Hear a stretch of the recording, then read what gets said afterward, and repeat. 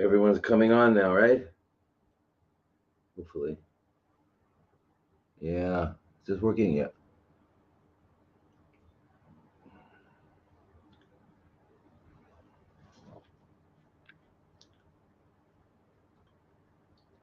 So here we are. It's good morning. Good welcome to Sunday Night Live in um the other side of the world and Monday morning live here in uh the new world. I think it's the new world. Got a feeling, just a feeling that perhaps this century is going to be an Asian century, just because of a lot of different signs that you might all be aware of. Anyway, good morning, good evening, sawadee namaste, namaskar, and aloha. Um, yeah, I saw. I'm going to start pretty soon. I mean, I saw a question on talking about the Thailand center, and someone asked if I could tell a little more about it, information about it. Looks like going to open end of May. End of May. It looks like it, early June, anywhere somewhere in that time. Um, and it's going to be amazing. It's going to be almost everything you could possibly want. When I say almost, that's because it's in Bangkok. If it were in Phuket, it would be everything you could possibly want or need. And the reason I say that is, but this is going to be fantastic because, um, I mean, the staff is amazing, incredible staff, incredible, doctors, nurses, uh, Master Sanjeev for our mind, body, spirit connection, um, Darren Sherbane with kinesiology, Vanessa with uh, health education, teaching us what this thing is that we got. This thing you were born in, you got to take care of it because I heard I think you might agree with me, on this planet, in order to get around on this planet, you got to have this Earth suit working pretty well, right? Yeah. And problem is, we never learn about the Earth suit. We never learn how to take care of it. No one even refers to it, except in very bizarre, ways. I was thinking, it's even the way they taught us in medical school. They taught to us about this Earth suit as if it were component. It consisted of components. There was this component and that component, and as it turns out, there are no components. It's one whole incredible system that doesn't just end at the body. It's not like, hey, you bring your car into the garage and you say, listen, I'll be back in a couple hours. Can you fix this? It's not like that, right? Okay, so it's a mind, body, spirit complex that cannot be ignored. Well, it can be ignored. It is ignored and it doesn't work. So you have to bring it all into, you have to see the whole picture of the human condition. And so that, and then we have of course, our chefs, our raw chefs, fantastic. Ben um, uh, can reproduce any cuisine and make it raw and healthy and delicious. Can you imagine eating your favorite food except that it's healthy for you? Wow. And then we teach how to do that, how to do it, and then we've got incredible equipment. I mean, hyperbaric, highly structured oxygenated water baths.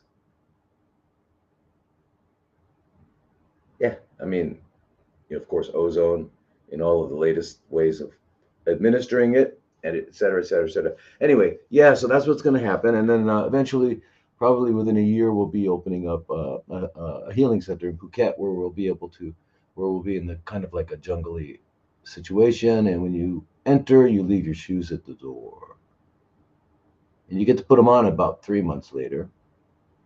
And What we do, it's called, I think we should change the name and call it Back to Earth, Back to Earth Camp Training. Yeah. Anyway, and so there are no patients that will come to our centers because we don't have patients. And just keep in mind, you are not a patient. Never have been, never could be, because you're a dynamic human being. All right. So, and guess what? We're all doing what we're here. Some forgot. I mean, a lot of people forgot that what we're supposed to be doing here is studying, learning, enjoying. All right. So we're all students.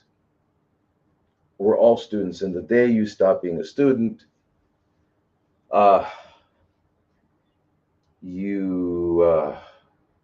it means you've closed up, because the beautiful thing about being a student is that you're receptive, you're open, you're you have the mindset uh, that you don't know, and that's a beautiful mindset because only when you don't know can you learn.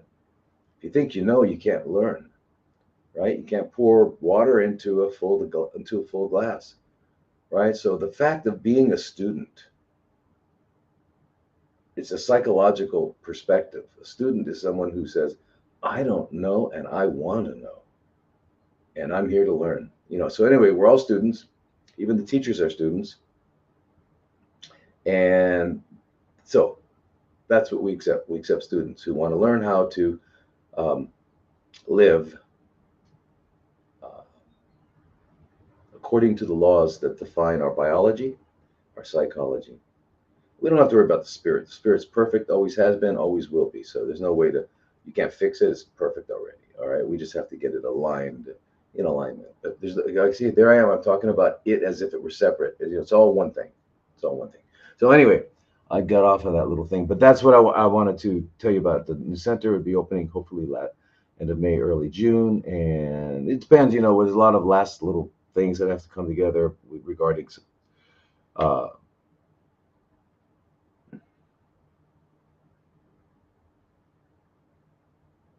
uh, like the finishing touches, all that stuff's got to come together. Anyway, it's going to be fantastic. So that's the answer to that question. So I wanted to say also that let's see, did anybody answer me? No one answered me. I asked three different people, three different groups. You guys are not listening or not watching Telegram. Anyway, um, we are going to be in Oman, um, and I think May 7th, 8th, 9th, 10th, 11th, or something like that. If you know where Oman, if you don't know where Oman is, you'll probably not go there because it's not a place that most people know about. But if you're in that part of the world, you might want to come by and say hello and listen to some talks and things like that. So yeah, we'll be there, and it's going to be very cool. You can meet some of our staff. That's Oman. Now, what else am I going to try? I have to figure out what I have to tell everybody. What is it? Here we go. Oh yeah, of course the stuff, the things I have to tell you all, and that is remember, in case any of these ever get shut down, if I say the wrong thing, as I have a habit of doing. uh, you can always we're on Twitter X, which is Dr. Thomas Lodi MD. That's the only one. The rest are all Dr. Thomas Lodi, and that they are Rumble, YouTube, the web, Facebook, Instagram, TikTok, LinkedIn. Yeah, all that. So okay, so that's a Dr. Thomas Lodi. And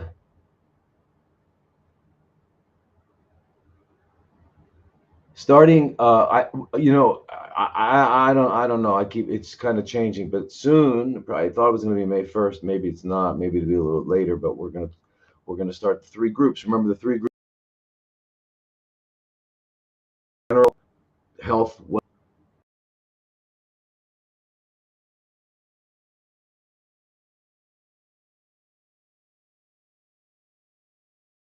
humic and fulvic acid, other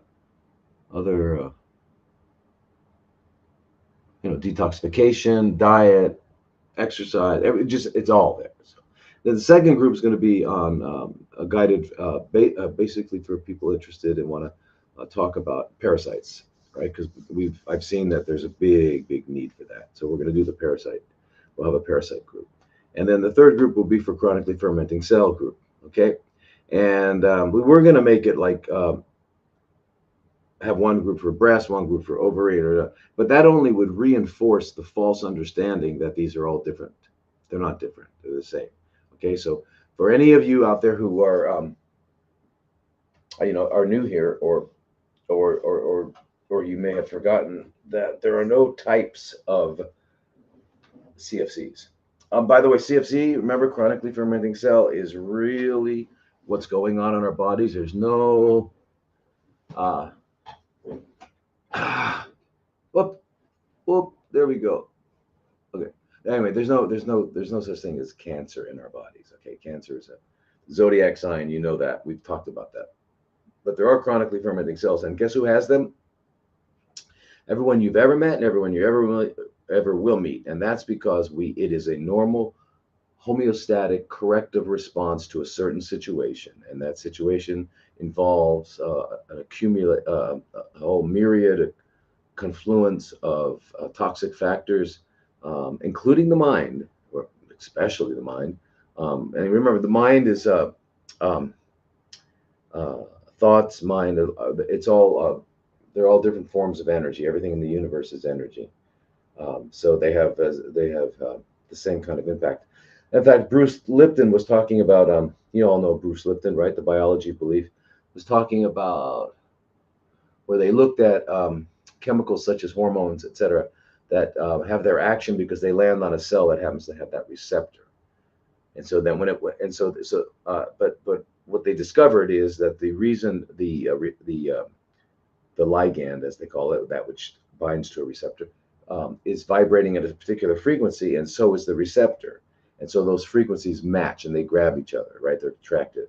But when they attract, there's an increase in energy because you've got two of them now. And that increase causes a conformational change, and then there's the effect inside the cell. So that's how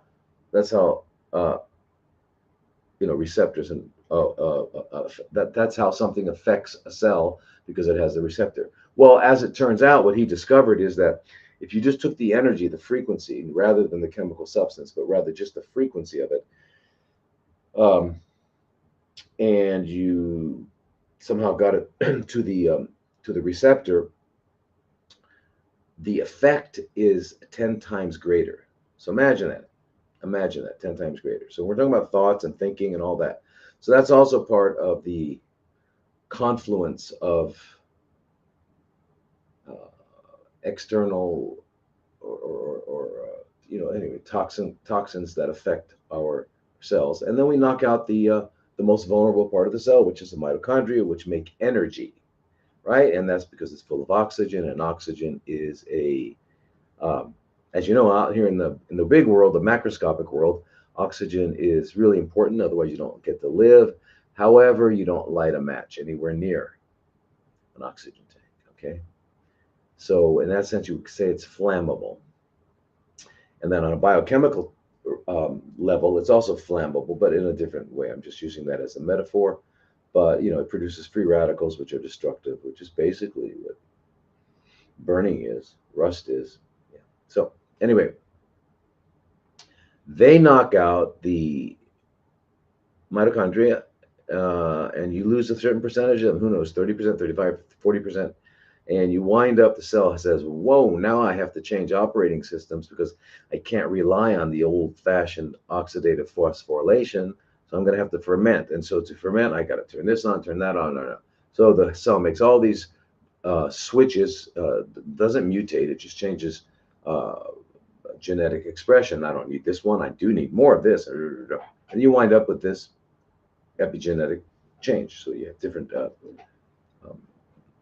genetic expression. All right. So now the cell is ready to successfully ferment. And so we call that a chronically fermenting cell, which is exactly what it is, and it has nothing to do with astrology.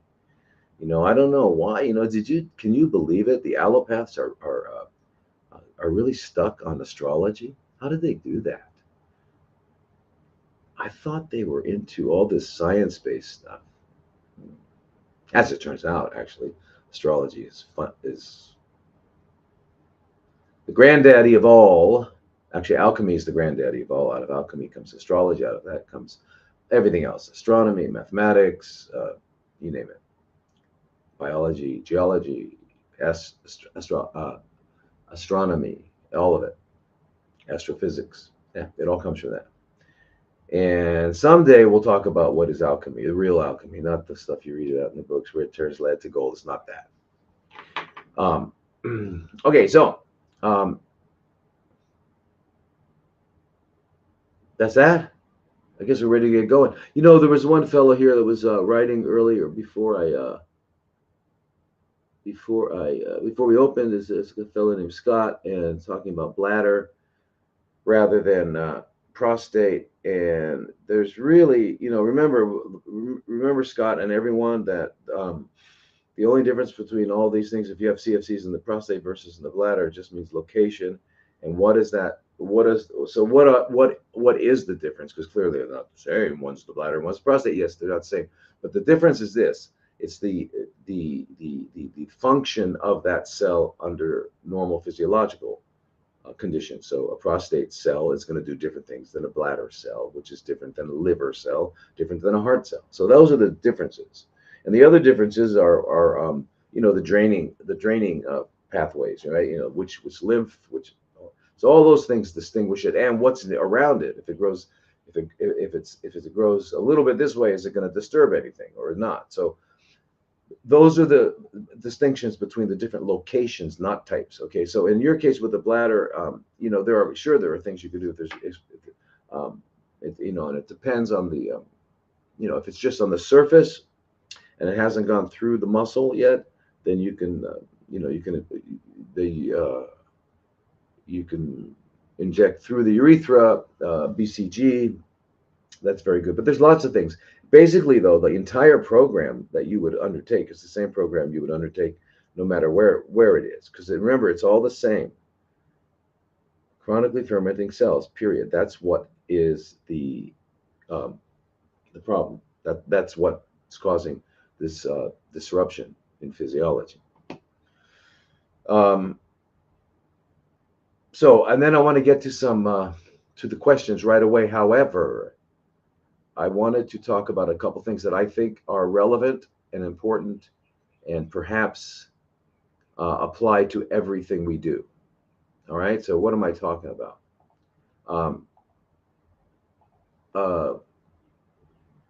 And the first, and because here's the thing, everybody out there, I know we're asking different questions. Hold on a second. Let me fix this. Gosh, having these three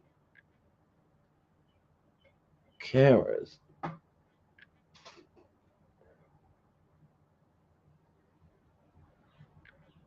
Okay, there we go. Yeah, okay. Oh, I see all those hearts. Now I know where they're coming from. Wow. Yeah, I didn't know what that was before. What's wrong with this? Come on, come on. Stand up.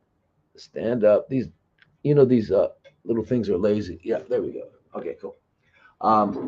Is that what we wanted? Sorry, IG. Jesus. Someday. Okay.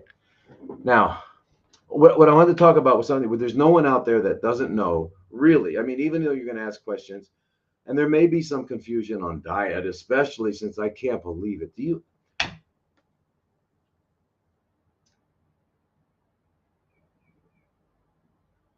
People are still, people, and especially those people that have the ears of lots of people, blows my mind that they're still, you have to understand something about the human condition. It's impossible to to eliminate the subjective element whenever you're doing what's called research. Now they try to do that in the scientific world, and what they do is they have double-blind, placebo-controlled studies, which they think is the gold standard. Um, Double blind just means that the guy that's doing the study doesn't know which one is the controlled variable, and the person receiving it doesn't know. They're trying to remove that subjective response, but then again, and then what do they do at the end? Let's say they successfully did that. Then what do? They write the results of they show you how they did the study. Then they write the results, and then they write the discussion, which, yeah, starting with the discussion and the conclusion, what do they come up with? Their subjective conclusion based upon this stuff. So you just remove the double blinded stuff. I had someone recently, a dear friend, who was told by somebody that I semi respect that anyway, his conclusion of the condition of this person was that this person had, okay, so had okay, he had objective data, and here's what he concluded. You ready? Sitting down? Okay. That there were demonic parasites.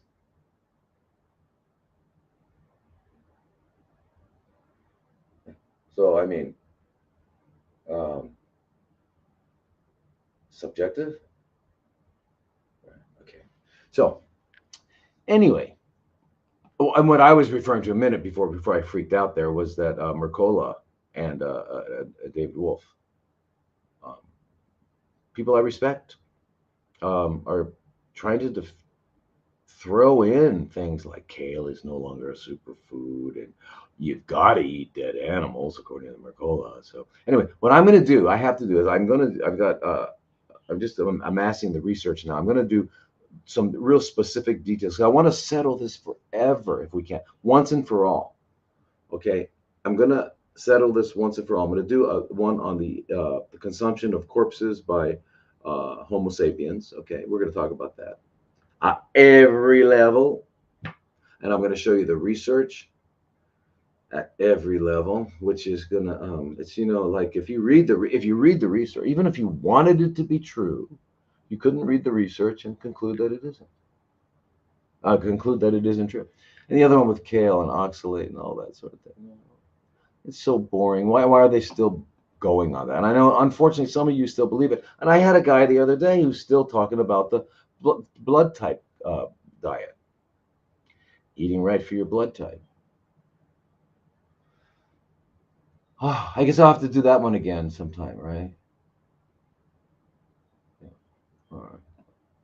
So I want to do these definitive things out there, and I'm going to do it in with Zoom, so I can share the screen and have the research and just show you that I don't make this stuff up. I couldn't make it up. For example, one that you would never uh, think of because it wasn't research looking at diet. Uh, I was just looking, I was bored, not bored. I was just interested in um, the biochemistry of the mitochondrial membrane, and so I was looking at it, and I was trying, and since we know it's a truism that the peroxidizability index of the mitochondrial membrane is inversely correlated to longevity. What does that mean? That means that the membrane the strength of the membrane of the mitochondria and its ability to withstand being oxidized correlates directly with longevity. They said it the other way because why? Because they're scientists. They got to say things backwards and stupid so that the peroxidizability index is inversely. Why they couldn't have just said stronger? They didn't say that. They don't say that because they got to be. I don't even know why they do that, but they do. You know that. Okay, so they say things that even they don't understand. Anyway, so it turns out, I mean, can you imagine looking at that level of research, which has nothing to do with diet? It turns out that what disturbs that? What prevents? What is the main? What is one of the main that prevent the strength of that mind? You guessed it, corpses.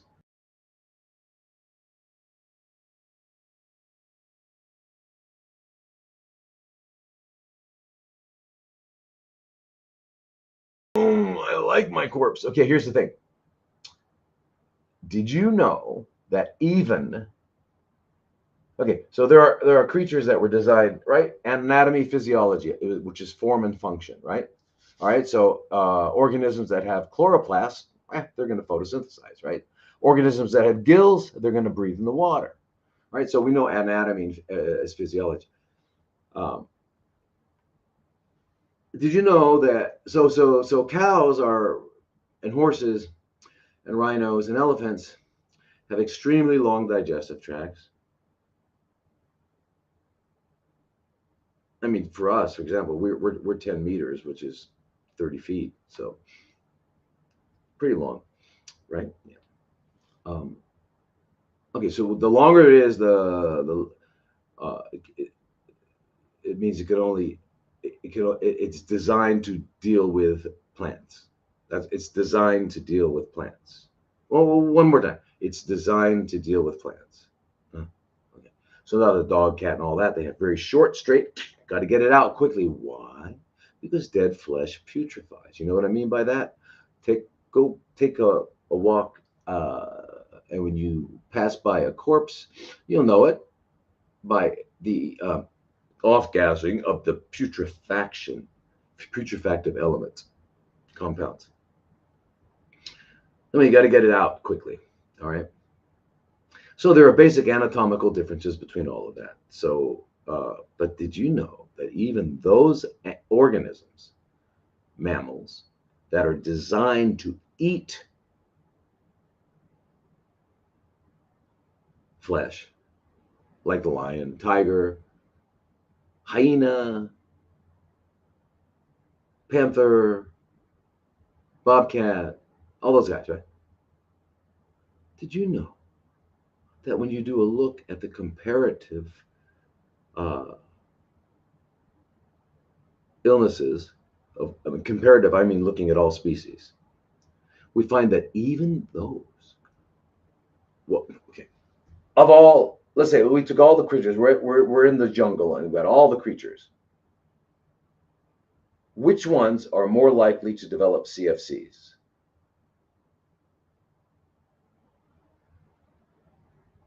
All right, time's up. Um, Carnivores. And they're designed to eat it. Anyway, I'm going to make this presentation and I'll show you guys, and I'll show you the research articles, and you can read it yourself. And when you put your eyes back in your head, you can say, okay, yeah, wow, I guess that's true. All right. And then we're going to talk oxalate thing. Give me a break, oxalate. By the way, kale is still a superfood. Always has been. One thing about truth, it's really interesting about truth. It doesn't change. And if it changes, what does that mean? It was not truth. Okay. I mean, it should be self-evident, right? Should be. But it's not. All right. So what I wanted to talk about is, let's say, well, I was going to say that we all really know what to do, but I guess we don't, because it's confusing. And I don't blame you. You get to be confused. I mean, if it's not your area of interest that you study all the time, and then someone comes along that you have some sort of respect for, says something, you're going to tend to believe them. That's unfortunately what happens. But I think on an intuitive level, I think we all really know what to do. And I think that people that are advocating that which is opposite of the truth actually know it on some level. Why do I say that? Because I believe, because we are manifestations of truth. We are, our core is truth. And so when we see it, it resonates, right? And we feel it. So in order to block that truth, you got to come up with some heavy duty, right? You got to really be able to, the defense mechanisms of humans are repression. There's all kinds, but repression is a good one. So we repress the truth, and then we cover it up with all kinds of words and stuff. But the problem is, unfortunately we wind up fooling ourselves. That's the worst thing. I mean, if you know you're lying, or you're not telling the truth, and you know that, and then your goal is to manipulate or somebody else, that's one thing. But when you actually believe it, that's a bad thing. Anyway, the point I was trying to make is this: the reason we don't change. Why can't we change? And I've told you in the past, there's the answer to being able to change, because you pretty much know what to do. You all know what to do. Do you know you shouldn't be smoking if you're smoking? Probably. Do you know you probably shouldn't be drinking if you're an alcoholic? Probably. Unfortunately, people that are eating corpses don't know it most of the time. I think they do on a deep level, as I said. But anyway, most people know what they should be doing. You know that if you're just sitting around all day and you're sedentary, that you probably should be active. Yeah, yeah. So why don't we do these things? Well, there's a law in the universe, a very interesting law. It's called inertia, and there's a word in Latin, iners, which actually means idle or sluggish or lazy. But it's interesting that that word was chosen. And I'm bringing this up because I want you to understand that. And what does inertia mean? Basically, I mean, the real simple dictionary definition is that a body in motion tends to stay in motion, and a body at rest tends to stay at rest. Okay? In other words, if it's moving, it's not going to stop, doesn't want to stop. And if it's at rest, it doesn't want to move. That's called inertia. Okay? And actually, the guy that brought that codified it and put it into our language and made it, and it became the truth, was a guy named Sir Isaac Newton. You may have heard of, and he had back, it was about 1680s, 1687. I think he wrote that thing, what was called Philosophia Naturalis Principalis. I don't know. It was Latin. I don't know why he had it right. He wasn't Latin. Why did he do that? Anyway, that's science for you. Okay, so in 1687, he wrote what is, he's the one that codified it, because prior to Newton, Aristotle had everybody believing the opposite, that rest is the fundamental property or aspect or quality of matter. Right? So, that's what he said. And so and that pretty much was considered the truth, right? And he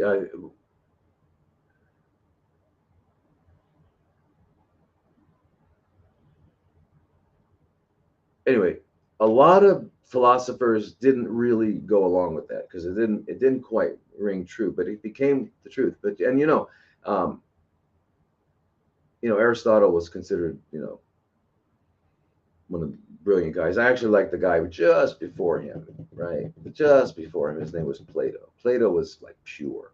Plato's like listening to Bach. It's pure. Plato is Bach. Or maybe that was him reincarnated. Anyway, Plato's pretty pure. You should read the complete works of Plato before you stop breathing, okay? Because it's really important. Anyway, but there were lots of different philosophers, or the distinction between philosopher and scientist didn't exist at one point, and so anyway, it wasn't until really around the 11th century that a Persian guy came along, and he actually said that he said if something was moving in a vacuum, that it wouldn't stop, and and anyway, and then later on the western side of the world was Galileo, who said the same thing. That actually Galileo was, and then Galileo led to Sir Isaac Newton, right? Okay. And so basically, let me tell you what this is. Sir Isaac Newton was saying that, and Galileo, they were saying that, but basically Sir Isaac Newton, who, by the way, remember who he is, right? Newtonian physics is the physics pretty well established for the laws that define motion. And remember, motion includes everything from rest to the speed of light. So he didn't know that, because Einstein kind of changed that later on. You can't be getting too fast, otherwise you're going to change physics. And then you get into general relativity and all that sort of thing. We're not talking about that. But Newtonian was basically, Newtonian physics is for the stuff we see. A car hits another car, and we can predict exactly what's going to happen if we know the mass of the car, we know the force, and the rate at which it was accelerating. We know those things. We're going to know exactly the outcome, right? And if we know the geometry, if we know all that, we can predict anything. And it turns out to be true. And so Isaac Newton was quite kind of correct. And so, but basically, it was the fundamental concept of homeostasis and balance. Well, we talk about that all the time in biological systems. Homeostasis, like we talk about CFCs as being a homeostatic corrective response. Well, what Newton was saying is that it's the innate quality of mass to maintain homeostasis. So if it's moving, it doesn't want to not move. And if it's at rest, it doesn't want to not rest. It's like an innate quality of mass, which is a very interesting concept. And so this became, I mean, it became the first law. He wrote, what he basically did was in his Philosophia Naturalis Principalis Mathematica, whatever it was called, and where he wrote out basically the laws of physics as we know them today. And and this one was considered his first law of motion. Okay, so and the way he wrote it was of course different than the watered down distilled thing that says a body in motion tends to stay in motion, a body at rest. In other words, homeostasis, balance, maintaining balance is what it's all about. Well, anyway, this applies to humans as well. So if you have a habit, it just propagates on itself. And the thing we know about a habit is when you first start to do something, regardless if it's distasteful, like there's no one on earth. I can pretty much say this with certainty. There's no one on earth, regardless of their age, who had never drinking alcohol, who would take a shot of whiskey and say that tastes good. Nobody. You can't. It's poison.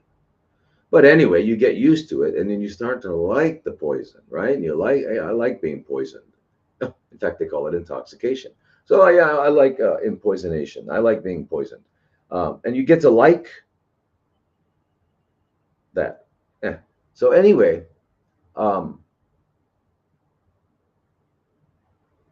so when you have a habit, whatever it is, and you develop that habit, the way it happens on a neurological level is you have to actually develop new neural pathways, right? And if you think of water going down the hill, right, and water starts to go over, it's going this way mostly, but at this there's a little bit of ability because of gravity and wind at that moment for it to also spill over this way. It'll spill over that way, and then it'll develop a current. It'll develop like a pathway. These are neural pathways. So once you develop neural pathways, that's kind of like the way it flows. So I drop water, I pour a bucket of water down that hill. It's going to just go where those pathways are. So that's how habits are formed on a neurological level, and they're really so that's way so like Newton says. See, because what he took into account was what's happening on Earth, because because the reason Aristotle thought what he thought is because he saw something go like this, and then it eventually came to settle down, and he didn't realize that there was wind, gravity, friction, all these things that were playing on it to bring it down, because all of those contrary forces were what brought it down to rest. It's not that it would have gone that way without being acted upon. Okay, so that's what we have to do. We have to somehow modify the habitual trajectory we have of habits, whether it's smoking, eating the way we eat, going to bed late, all those sorts of things. And and that's so I just want you to understand the feel aspect to why you can't change, kind of a universal.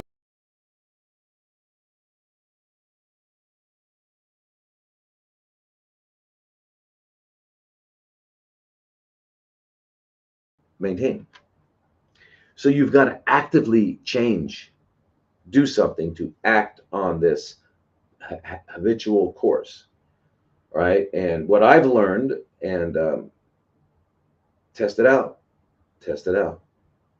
The most important thing you can do, the most important thing you can do is go to bed early. If you go to bed early, after and you get to sleep, you got to figure that one out. Um, you'll see within a week of going to bed early that almost anything you need to do to modify yourself, you'll be able to do that. And the opposite is also true. If you don't do that, it's almost impossible. So I don't know. That's what I have found, and I've seen it. It's not only true with myself, but with everyone I've ever worked with. All right. So, but inertia. I just want everyone to understand the term inertia and what it means and how it applies in our psychological, sociological, interpersonal relationships and all that sort of thing. So whatever you're doing that's habitual, like you'll say, "Oh God, I said it again," or "I did it again," or because okay, you're going to have to put a force on it to change it, and that force is, we call it willpower, whatever that means. But you know where that comes from? The ability to not flow with the flow is you've got to have a center of clarity that is so pure and it feels so good that there's no way on earth you're going to, and you can see clearly what's going to be the consequence if I pick up that drink, or if I eat that cinnamon roll or whatever it is. You've got to be in a position of absolute clarity and feeling fantastic to say, no way, no way. I feel too fantastic. That only comes about through going to bed early. Why do I say that? Because we were designed that way. And I've gone over it before in the past. I'll go over it again, but not right now. But we were designed that way. We're diurnal creatures. All right. So anyway, so let's answer some questions. And but anyway, before we go on to questions, I want to say, because this came to my mind. Speaking of the fact that we're diurnal versus nocturnal creatures, right? So the nocturnal creatures, okay, so all creatures on Earth are doing two things basically, fundamentally, or two things are happening to them. No one does anything. Two things are happening to creatures. They're either eating, in other words, they're involved in the energy exchange dance, which is the dance of the universe, or they're making babies. Okay, so it comes down to eating and sex is what's happening. Except for some little teeny creatures that are asexual and they just divide. So they just eat. But anyway, other than that, the rest of us, it's those two fundamental activities. So the nocturnal creatures are doing that at night, and then during the day they're sleeping. And the diurnal creatures are doing that during the day, and at the night they're sleeping. All right, and so in other words, there's as much activity going on in both times, both periods of a day, of a 24-hour period. Okay, so we're diurnal, and diurnal means that we have a certain physiology. So, for example, one of the amino acids that we ingest, it's called tryptophan, and that gets turned into serotonin. And serotonin during the daytime, because of the enzymes, and it gets turned into serotonin, which during the daytime is considered the happy hormone. It makes you feel good. It makes you generally feel good, right? So in the mornings, high cortisol and serotonin, and you're ready to go. You're ready for anything. So now when the lights go out, that stimulates a particular enzyme where the serotonin goes down and turns into melatonin. All right, and so melatonin actually is what turns out that it's not just, whereas serotonin is a neurotransmitter and sort of like a hormone and a neurotransmitter. The melatonin is a immunomodulator, meaning that it's a neurotransmitter. Neurotransmitter means one nerve affects the next nerve because of this chemical that's produced by the first nerve. Okay, that's epinephrine, that's dopamine, that's norepinephrine, serotonin. Okay, these are what they call what is referred to as neurotransmitters. So melatonin made by the pineal gland, um, not exclusively, but it's the pineal gland's production of melatonin that is 100% responsible for the amount of melatonin in the blood. Other cells make melatonin, but they just use it themselves. They don't make it for the whole body. All right. You know, so so the actually the retina of the eye, the gut, um, and and immune cells also make it, but they don't contribute to the blood levels of melatonin. Okay, but the thing about melatonin, the reason I'm bringing it up is because um, as soon as the lights go out, which would be so normally, if it was 5,000 years ago, 7,000 years ago, the sun sets, it'd be dark. You would start producing melatonin, and you'd want to go to sleep. So probably within an hour after sunset, you'd go to sleep. And there is how our physiology was designed. We actually go through 90-minute cycles. The vast majority of that 90-minute cycle before 1 a.m. is restorative sleep. That means renewing your cells and getting rid of the garbage and the waste and renewing it. That's what that's done. And then after that, we go into more of dreaming sleep because you got to clear the mind out. So anyway, but so you get to sleep with the melatonin. I mean, it establishes a sleep cycle, but then it's got an incredible immune modulating effect.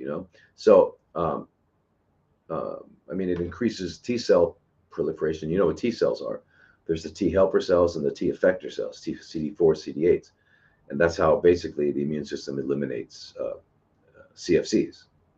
All right. So and so that's, I mean, kind of cool that it increases the proliferation of that. It also enhances antigen presenting cells. What are those? Those are like macrophages and dendritic cells.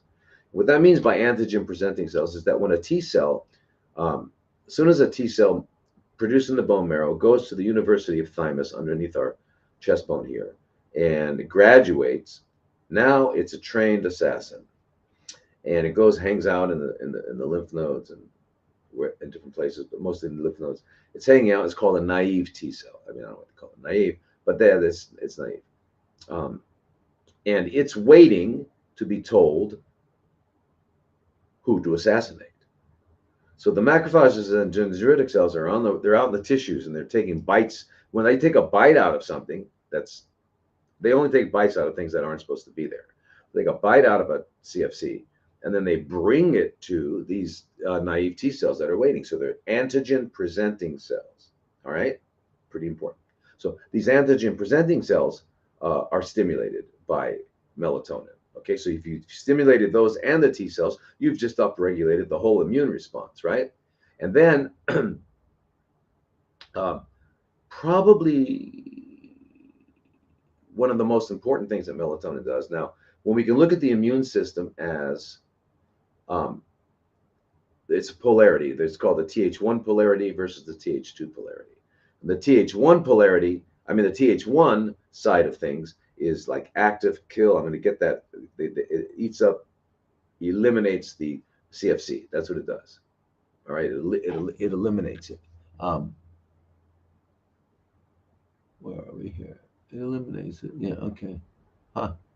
Okay. So, that's the Th1. So it's active. It's going to get rid of tumors and everything, anything that's not supposed to be there.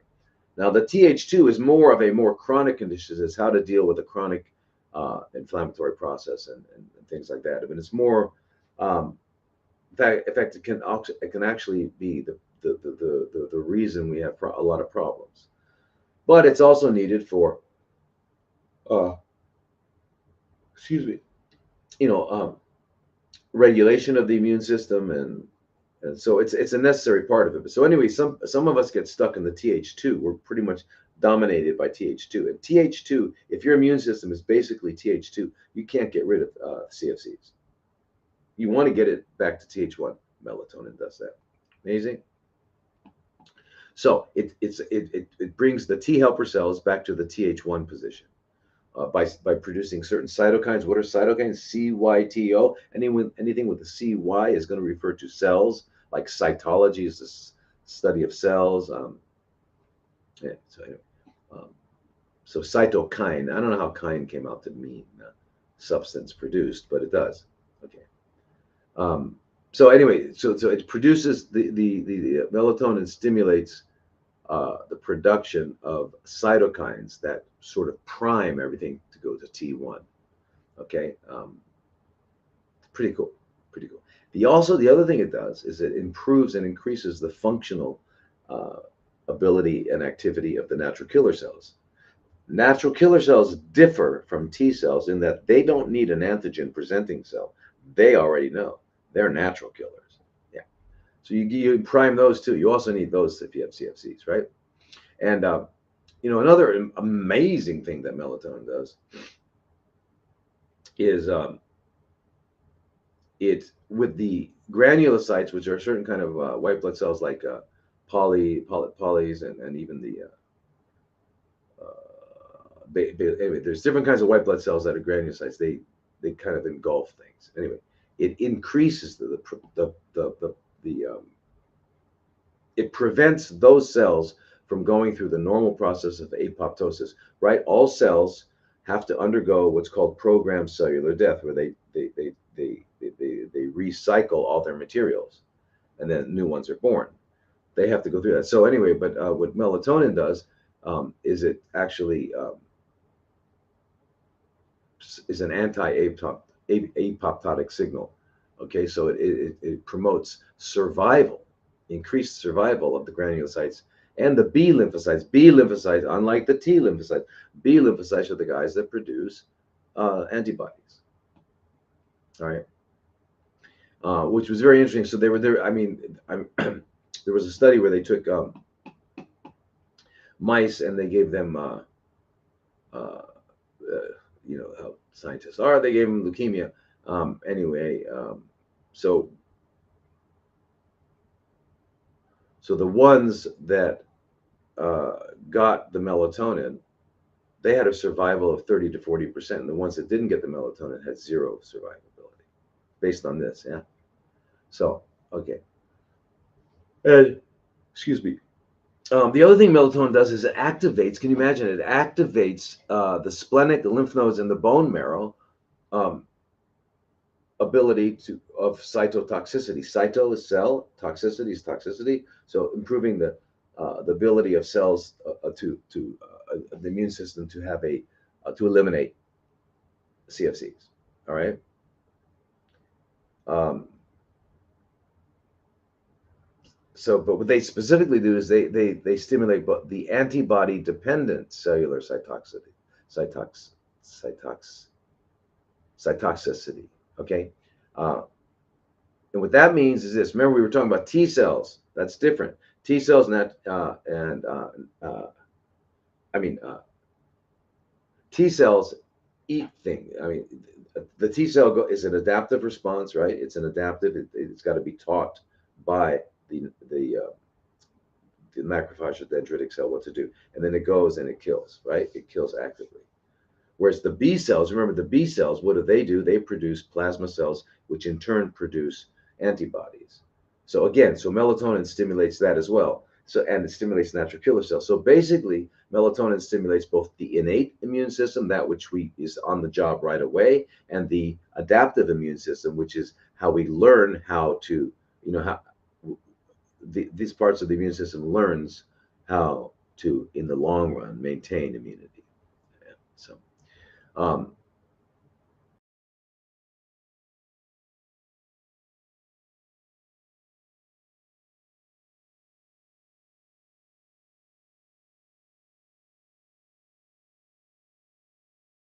is really important. When we start producing IL-2, that means that calls our immune system up out of the, whether they're taking a nap or whatever, they're having a party. It's, it's like at a fire station, the bell goes on, all the firemen are like running around. That's what IL-2 does. The same with the interferon gamma and then IL-6, and it gets all these things going. Anyway, and then it actually not only enhances natural killer cells. Remember, the guys that don't need any help, they don't need to be taught. It also increases their ability to kill. So I mean, it's like amazing, which is why blind people have less CFCs than people who can see, because they're always in the dark and they're always producing melatonin. So taking high doses of melatonin, whoever you are, even if you don't have anything diagnosed, good. Then don't get anything diagnosed. Take a lot of melatonin. All right. What are we talking about? You work your way up 180 at night. And remember, because it's a neuroimmodulatory substance, and and the only stimulation is a particular enzyme that only gets activated when the lights go down. It doesn't matter how much of it you take during the day or you get, it's not going to stop that. So unlike other hormones, if you take it, like in other words, if someone was getting testosterone shots, it would shut down their ability to make testosterone. Same with estrogens. That's how birth control pills work, but not with melatonin. So in that sense, it's not anything like other hormones. And I just wanted to say that. I wanted to talk to you about inertia, because don't worry about it. If you are having a hard time breaking habits and all that sort of thing, the only way you're going to, and you should, then you got to start going to bed early. You got to start going to bed early. Just do it. Just do it. I mean, don't just do it. Okay. Just do it. Whatever you're going to say, just do it, or don't. And if you don't, you won't be able to change your habits. That's just it. I mean, it's like I didn't make up, I didn't make up the rules of nature. I'm just here to tell you. Like the same thing I'm going to say, just don't step out of a window that's on the 8th floor. Okay, don't step out of the window. Or if you do, you're going to have to give up your earth suit. Yeah, so, these are just things the way it is. So I'm saying, if you go to bed early, you'll do what you need to do. And if you don't, you'll be stuck in that endless loop. All right. And then secondarily, everyone needs to be on melatonin. All right. Because why? And then listen, I want you to remember something. Keep in mind this, and I'm sure most of the people out there know this already. There is an all-out declared war on us, right? You know that. And they've been coming at us for many decades now, but they've been accelerating over the last 3 decades tremendously, right? And part of it was they got everyone to believe that fluoride is good, and we should put it in our mouths to make our bones, our teeth stronger. And in fact, it's so important they put it in our water supply.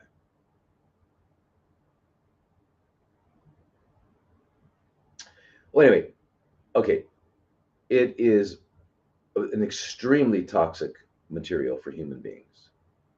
Does multiple things. We know that, like in when they were first. Now it's there. I think every neighborhood, everyone has it now. It's almost in all the drinking water.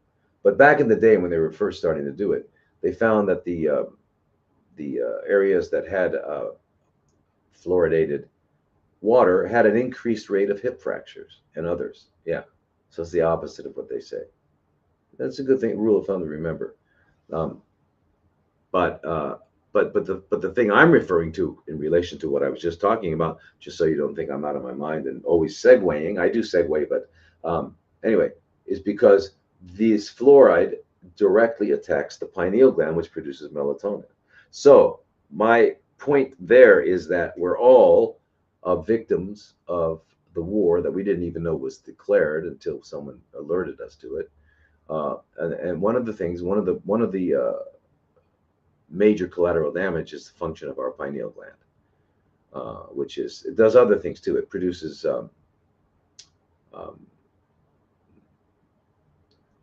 basically a longevity hormone, and then another one, it produces a chemical that is allows us to have transcendental experiences, uh, dimethyltryptamine. So it's pretty important hormone gland. Okay. Um, so, all right, now let's answer questions. I'm sorry. I'm sorry. Okay. So, Margaret. Oh, wait. Before I do Margaret, I promised last week that I would start with some of the bottom ones. Instagram. I didn't see TikTok. Where do you guys send in messages? Just on the website? I guess so. Uh, all right. Where are we? Okay. Okay. This is from Fanny. This is Instagram, I think. Yeah. No, Carol. That's it. Huh? I guess I don't. Oh. Oh. Okay. Okay. It is. Is it normal to get dizzy with deworming treatment? Um.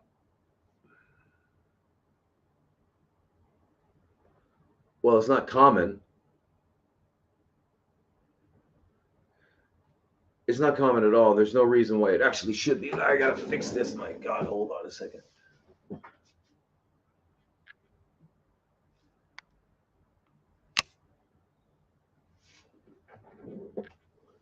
That was TikTok again. Sorry, you guys get knocked off like that. Jeez. Anyway, the question was, is it normal to get dizzy with deworming treatment? So I imagine you're talking about fenbendazole or ivermectin or whatever. You're talking about the antiparasitics. It's not normal. It's common. And not common, I mean, whenever someone says they're dizzy, um, and they're attributing it to some particular thing, we've got to clarify two terms. Number one, what do you mean by dizzy? Dizzy can mean lightheaded or spinning.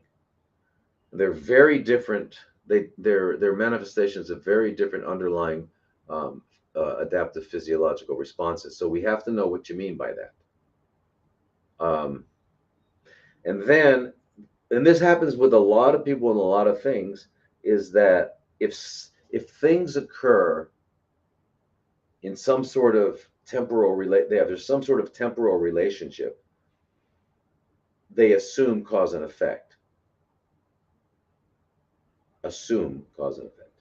We don't know that it's cause and effect. They just may be associated. They just may have happened in the same sort of the same timing. Um, so I don't know if what you mean, like every time you take the medicine, you get whatever you're calling dizzy. Um, is it a spinning? So anyway, every time you take it, you do, and then it goes away, it resolves, and then you take it again, and it comes back. That would be a little more. That's not just looking at a temporal relationship. In other words, things occurring um, in the same time period, um, but not necessarily causative. In that case, if you take one, you get that symptom, and then it goes away, resolves, and when you take it again, it comes back. And if you didn't take it for a while, it wouldn't come. Then you can pretty much say that's probably causing it. So I don't know. It's not common to get dizzy, and I can't think of any mechanism that any of them would cause it. Um, and including, I mean, the fact that if it's killing off parasites and they're moving around and being eliminated, that shouldn't cause dizziness. So I would have to say no for that in particular. There's another one.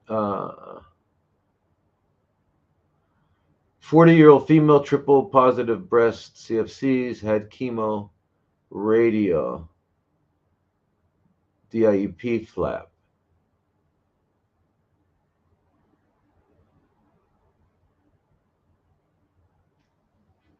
Now, Oh, so now are these medicines like Kadcyla and tamoxifen, are they necessary? Uh,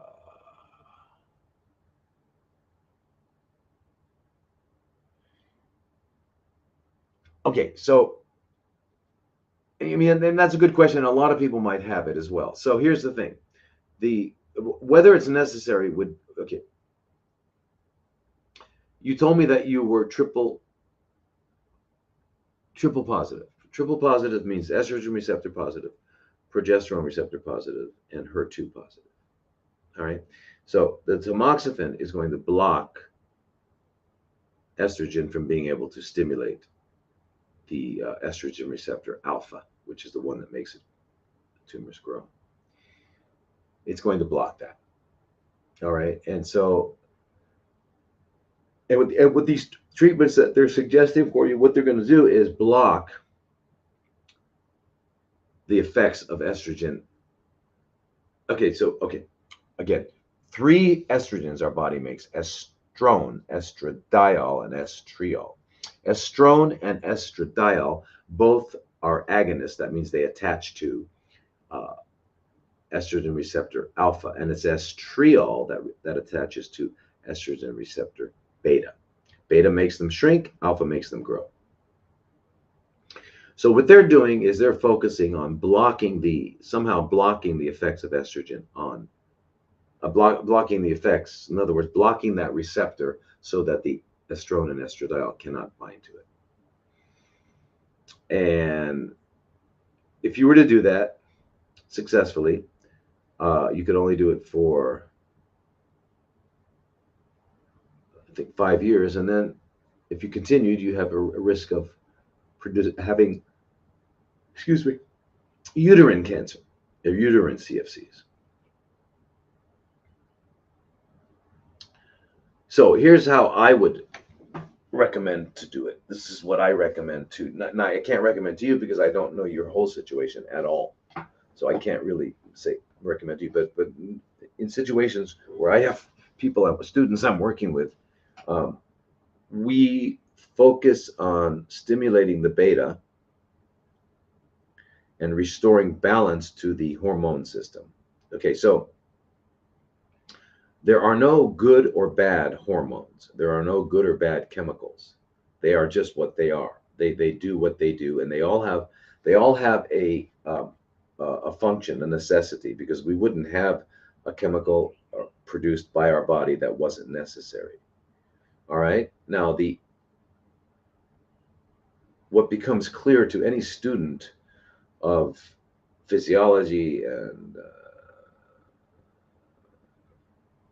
biology and all that is that the same substance, chemical produced, has a different reaction depending on the receptor it hits, has a different reaction depending on the pH,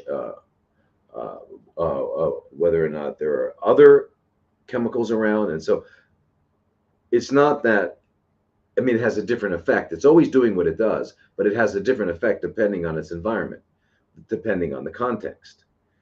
And so what becomes obvious to the student is that when all systems, like the neurological system, which includes the autonomic nervous system, the endocrine system, which is the hormone system, the gastrointestinal system, the immune system, yeah, when all of that, and when everything is in balance, and I'm only dividing them in systems because I remember I told you there are no systems. There's only one thing called a body.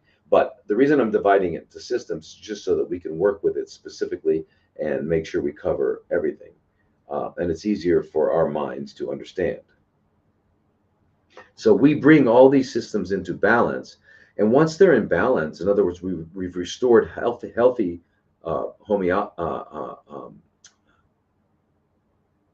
homeostasis, then we're going to have optimal functioning, which is health, right? That's what we want to do. We want to restore it. So what I would say is let's bring your hormones into some hormone tests. Look at your urinary metabolites.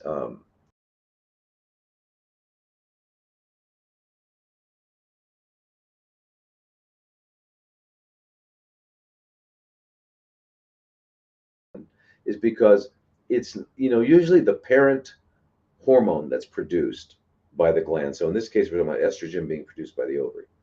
Um, the parent hormone um, has an effect, but even more, a larger part of its effect ultimately is how it is metabolized into other derivatives. Okay, and they have effects. So you can only get that information by doing a urine, because the urine is going to show you all the different metabolites. What did estrone turn into? Because the metabolites that it turned into sometimes have many times have a greater effect than the actual original hormone. So we need to um, look at the urinary metabolites and see what's going on, and then bring things into balance. All right, and then um,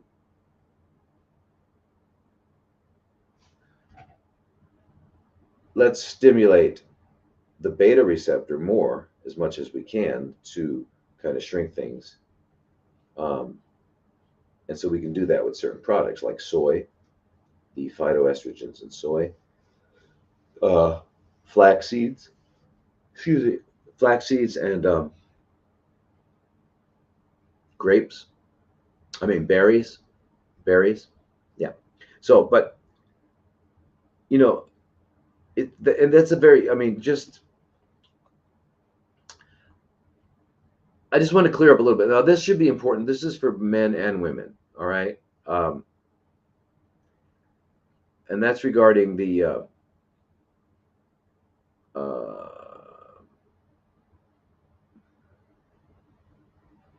estrogen and estrogen metabolism. So with men, that's very important too.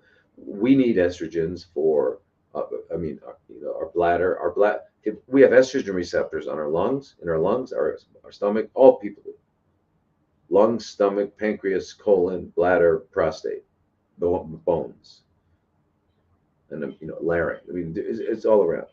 But anyway, it's very, very similar to uh, when you look at people, women with breast CFCs and men with prostate CFCs, they're very, very similar conditions, and they both metastasize to the bone, and uh, they're both related to estrogen. Um, so yeah, but anyway, so talking about estrogen is not just what I'm trying to let you know. It's not just for women, okay, not just for females. But there's, like I said, there's estrone and there's estradiol and estriol, right? So the most powerful one is the estradiol, okay, um, and that's the one that's pretty much involved in all. Once a woman gets into past her menarche, which is first period, past her menarche, and is then what maintains the whole. I mean, it's a very important part is played by estradiol, which is about 10 times more potent than estrone, right? And it's 80 times more potent than estriol. Okay. Potent in that its effect on the alpha receptor. We're talking about alpha receptor. Okay, and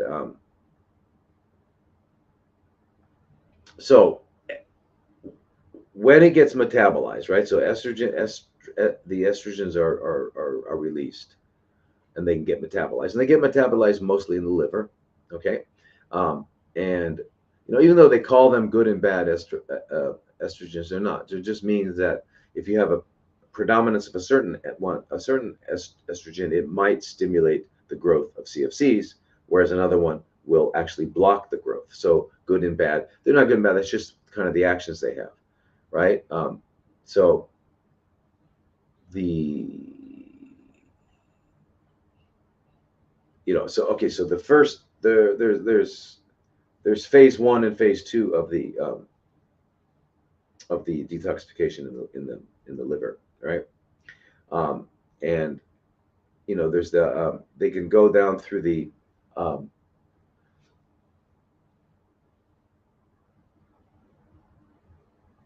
okay, they get hydroxylated usually in phase one of the liver detoxification. They get hydroxylated, and they get hydroxylated in the 2 or the 4 hydroxylations, and uh, and then or the 16 alpha hydroxylations.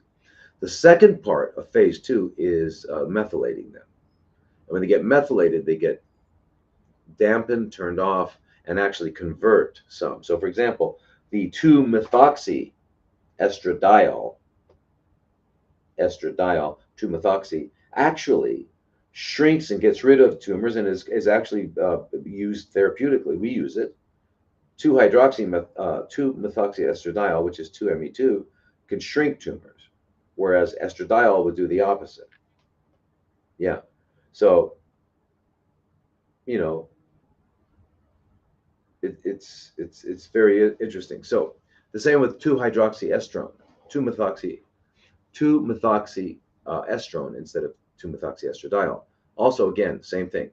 Not as potent as 2-Me2, but also shrinks tumors, right? So if we can get it, so that's why it's so important. Now remember, phase two detoxification in all humans is not as strong as phase one, which is in large part why we have so many problems. And why is it that way? Well, I'll tell you the truth. You want to know that? And you close your eyes, you guys are like corpses. Close your eyes. I mean, close your ears. Don't listen to this. All right. So it turns out, now, I mean, can you believe it? Turns out that certain plants actually increase phase two. Yeah. And if if one studies this subject, which I advise, if you're going to have an opinion about it, study it. Okay? Especially if you're going to have a voice in the world. So it turns out if we were eating the way we were designed to, and I'll get into later another time why we're designed that way.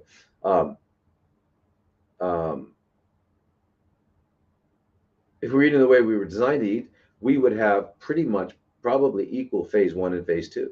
Mm-hmm. Right. And the reason that's so important, have you ever heard of that poison called dioxin? Dioxin is I think it's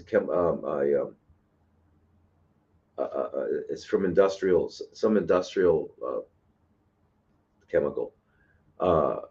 Anyway, it's extremely toxic. I think like a tablespoon of dioxin put into the average town water system would kill everybody. What's interesting is that it, in and of itself, is not poisonous. But when it goes through phase one detoxification, it produces an extremely toxic intermediate, which, if we had an equally as powerful phase two, we would grab it and get it out there, and it wouldn't have an effect on us. Yeah. All right. So that's pretty important. So anyway, so when you think of estrogen metabolism, understand that it can go down 2 or 3 pathways in the first phase, and then it can get methylated in the second phase. And if it gets methylated,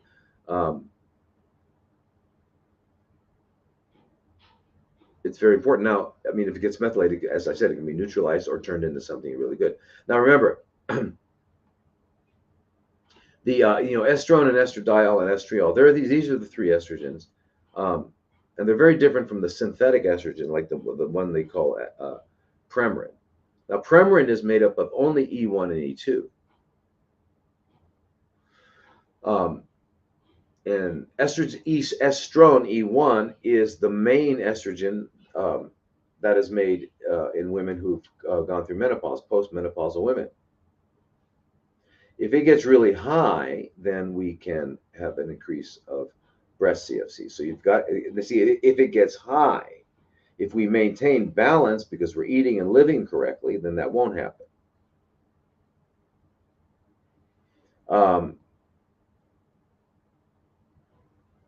So now,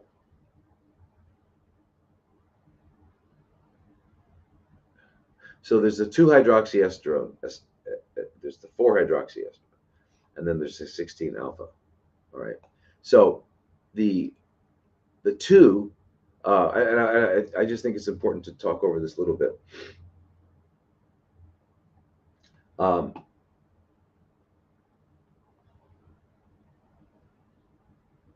the 2-hydroxyestrone, which is uh, a healthier, it's a good, it's I don't want to use the word good, but it's healthy. It does not produce CFCs. Okay, all right, and we can increase those. We can, you know what increases those? Um, these chemicals called indole 3 carbanols and diindolylmethane. Oh my God, I don't want to take chemicals. You don't have, they're not chemicals. They're made by plants. And what kind of plants? Broccoli, cabbage, cauliflower, bok choy, maca, wasabi, arugula, which somehow got changed in the last few years to a rocket. How did it become a rocket? It used to be arugula. Arugula. Anyway, these are all what they call cruciferous vegetables. And by the way, there's that guy on he's on one of the social medias who stands in the who's standing in a door in a market, and he's got the camera. He's got a big following, and he holds up a big piece of broccoli, and he talks about how bad it is. And you know what? A lot of people are now confused. Why? Because he said it. Who is he? Check him out. Check out his credentials. How does he know what's good and bad? Right? He doesn't even care. He's just trying to get whatever you do, whatever you call it, clicks, likes, whatever you call it. Okay, broccoli happens to be one of the best medicines in the world, and I will definitely come up against that guy. I'm going to talk to him. I mean, I'm going to make a video with his video. All right. So anyway, so it turns out that you can increase those. And but it's not only the cruciferous vegetables, it's also the flaxseed, the soy, and then omega-3s, which are you omega-3 fatty acids, which are one of the essential fatty acids that you get from nuts and seeds and things like that. Okay. And the other thing that increases it is vigorous movement, exercise. Yeah, it does it. So they improve and increase the levels of the 2-hydroxyestrone.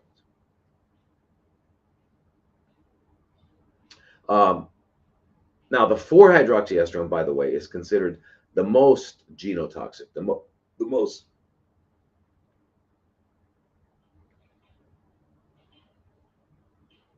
it has the greatest influence on producing CFCs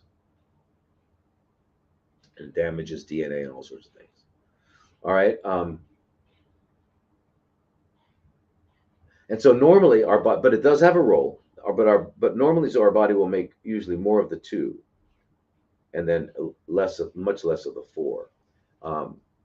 And actually, the third pathway, remember we were talking about the 16-hydroxy? It's actually the most estrogenic of the metabolites. Of the metabolites, it's still less than estradiol, the original parent. Anyway,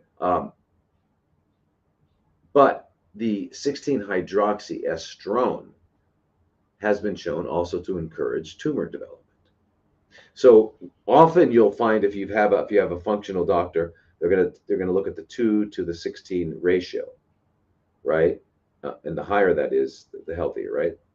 Yeah. All right. So you want to encourage the 2 and decrease the other, and you can do that with food. In fact, you can't do it with anything else other than exercise. And it's the food that you're going to be missing on a corpse diet.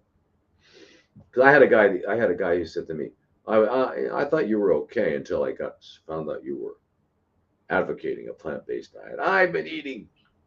He said he thought he was carnivore. I mean, I've been a carnivore for 5 years now. I've never felt better and all that sort of thing.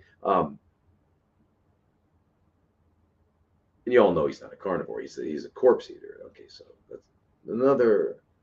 There's a word in the English language for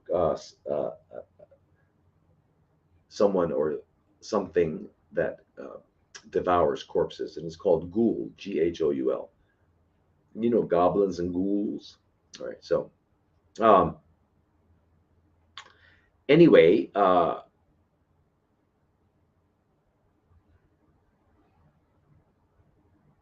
you're not going to get it if you're eating that kind of diet.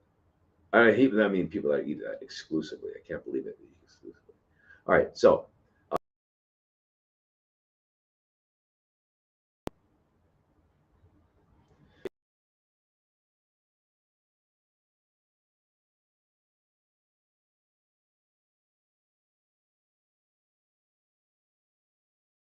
it's great.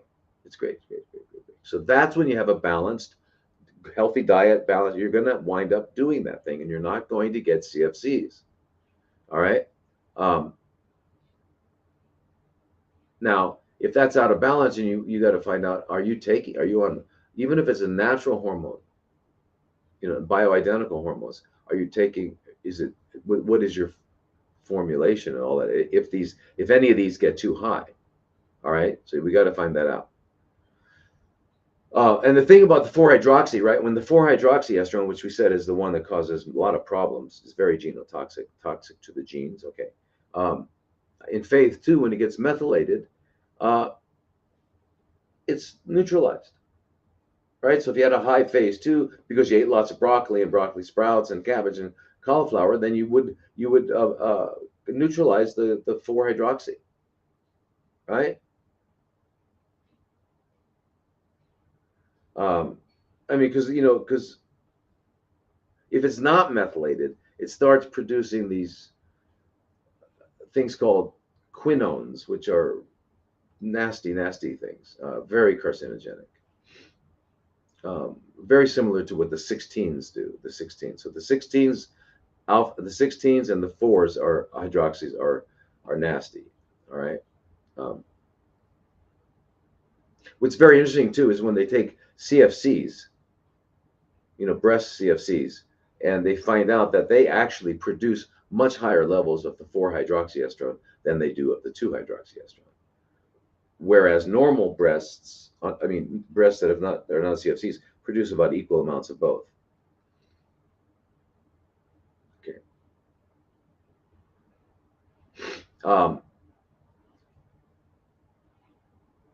So the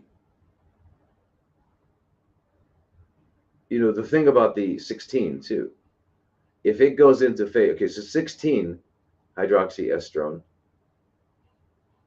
right, when it gets hydroxylated, if it keeps going into phase 2, it gets turned into estriol, which is the beta agonist. Remember, estriol is the of the 3 natural parent hormones. It's the one that is the weakest in terms of alpha, but the most powerful with beta. It's very, very good. All right. Anyway, so if you want to evaluate your status with estrogen and all that, you can use the Dutch test and have your functional doctor help you with that. And and then let's say you can't afford it, or you're not anywhere, you don't have a functional doctor and all that, and you can't really look at those things. Then you know what you should do. Do what you would do if you had the worst thing going on. Let's say the worst possible results on a Dutch test. What would you do? You'd eat cruciferous vegetables a lot. You'd get 2 to 3 handfuls of broccoli sprouts, and it's got to be raw. And the reason it's got to be raw is because only in the raw, when it gets crunched up, does it produce the indole-3 carbanols and the diindolylmethane and all the glucosinolates that we need. All of those things are produced when the enzyme myrosinase mixes with the um, glufurin. Okay, so that's when we get it. So if you've heated it up, even steamed it or boiled it, you've destroyed that enzyme, and that won't happen. So now you're going to have to rely on the possibility of any myrosinase in your gut bacteria, but which is, you could have some, but it's not going to be a lot. All right, so so at least take 2 handfuls, blend it in a smoothie. There you go. 2 handfuls of broccoli sprouts, you got it, a day. 3 tablespoons of flaxseed ground up. Now, by the way, flaxseed, what are we relying on with flax seeds? When we grind it up, we're relying on their lignans. And so I know there's people out there saying lignans aren't bad. Well, there are certain lignans that do things that are not favorable to our physiology, and then there are other lignans that are very favorable. So remember, God made this universe extremely complex because it needs to be. And there ain't no one out there who's going to figure it out. And since we can't figure it out, let's just do what? Let's live as if we still had instinct and get our minds out of the way. And what would we do if we had instinct? We'd go to bed early. We'd be attracted to, and we would eat lots of plants. That's what we would do. And if you doubt this, just rent a car or get your car. Drive as far as you need to get to a forest that keeps going. There's no end to it, or a jungle. Get out of your car. Of course, you're going to be alone, and take all your clothes off, leave them in the car, and go into the jungle or the forest, and tell me exactly what you're going to eat, how you're going to live, when you're going to go to sleep. So if we live that way, you'd probably find yourself going to bed early. You'd find yourself picking fruits and plants, and you'd be looking for plants. I don't think you'd be running and trying to choke a wild boar, or I just can't imagine that. Now, suppose you killed the boar with you. Let's say you did. You wrestled the boar. You got it down there. Now, what are you going to do? Eat it? We're not designed to kill and mutilate and produce and cause mayhem. We're not designed for it. We're not. Wait, one more time. We are not designed for it. We don't have the equipment by God to do that.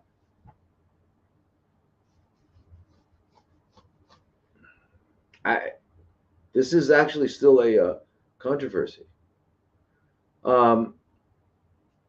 All right, so I think we did. The only thing I didn't mention to you about the estrogen metabolism is iodine. I can't tell you how important that is. We talk about iodine often. We talk about it mostly for thyroid. I think thyroid and its effect. And iodine, remember, has two there's two forms, two phases of it. One is when you have just the atom of iodine, which actually has an extra electron, so it's called I with a negative, and that's what's delivered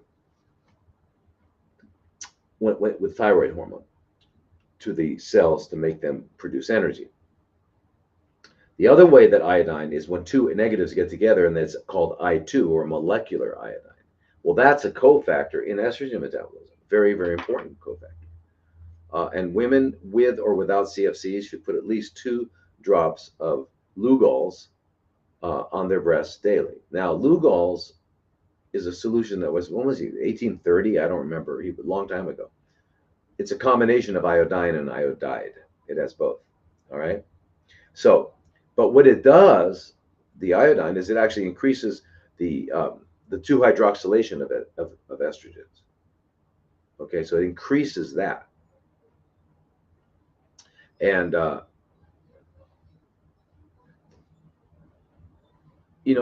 whereas the 4-hydroxylate, right, the 4-hydroxylated, the ones that we were talking about, those are usually due to exposure to the environmental toxins, especially the petrochemicals and heavy metals.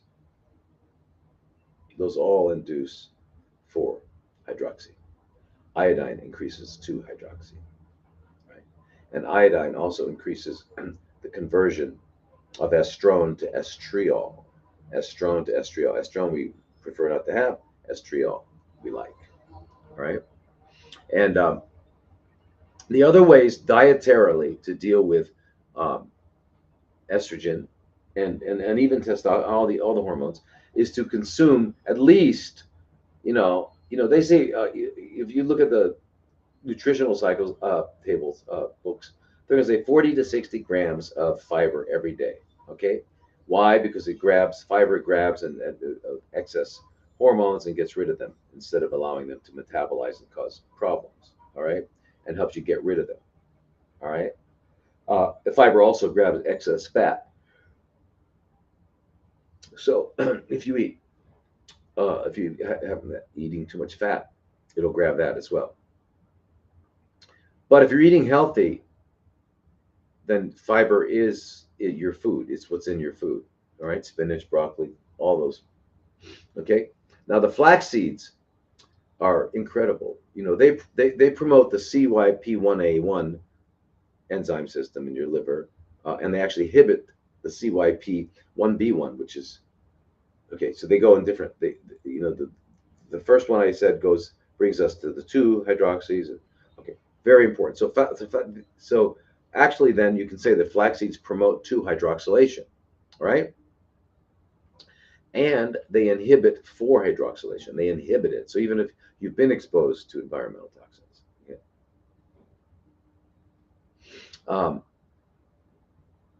And then of course eating green vegetables, right?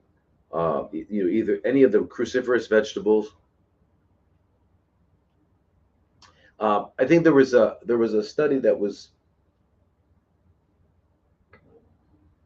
um, many studies they looked at it and they found that these substances, these brassicas, do produce indole 3 carbonyls, and indole 3 carbonyl, when it gets into your stomach acid, it becomes diindolylmethane. So you don't really have to take those supplements if you're eating healthy. If you're eating terrible, then you can go in the store and buy indole 3 carbonyl, I3C they call it, and DIM, and it's going to help you. Okay, and it will help increase the ratio of the 2 to the 16, right? Which is what we want, increased ratio of 2 to the 16. The thing about, remember, the thing about berries is, like, I mean, blackberries, raspberries, blueberries, and okay, they have these polyphenolic compounds, right? Including ellagic acid. I'm not sure if you're all familiar with ellagic acid, but ellagic acid actually promotes glutathione transferase, which is what the coffee enemas do too, which is part of the phase 2 detoxification of the liver. All right, and it also uh, produces another one's called the quinone reductase enzyme. Okay, and so it's really important because they are necessary to eliminate, neutralize. Remember, we talked about how the 4-hydroxy can wind up producing these quinones that can cause problems. Well, this will detoxify them. And instead of knowing all these details, don't try to think about the details. I said, just the bottom line is this: eat green vegetables, eat berries, eat soy, eat flax, eat those things, and your body will take care of it. And we don't need to know about it. The horse doesn't realize that what it's eating is making it powerful and strong. And the dog doesn't know that what it's eating is making it a dog. And I laugh because there's an old expression in the English language: sick as a dog and healthy as a horse. So I always think about, what do dogs eat? Oh, yeah, yeah, yeah. And what do horses eat? Anyway, um, now one thing I would like to talk to you about that's not rarely talked about is that optimal thyroid activity is actually dependent on, um, three things. Of course, there's iodine, right? And healthy estrogens. It needs healthy estrogens, right? It's very, very interesting. So keep that in mind. Okay. Now, uh, I have a 5 millimeter under my armpit. I recently had a breast ultrasound. I am not sure what to do. Okay, so I guess you have a 5 millimeter a lymph node in your armpit, and you recently had a breast ultrasound. So did I don't get I missed certain part. Am I thinking? Are you saying that the breast ultrasound had showed a lump or a mass? Anyway, you want to know what to do. Well, first of all, if you've done nothing but the ultrasound, you're already on the right track. You don't need to go poking it with anything. You don't need a biopsy to have the pathologist give you a description of the tissues. You don't need to do that. Clearly, whatever it is, you've got something going on in your breast that is being managed by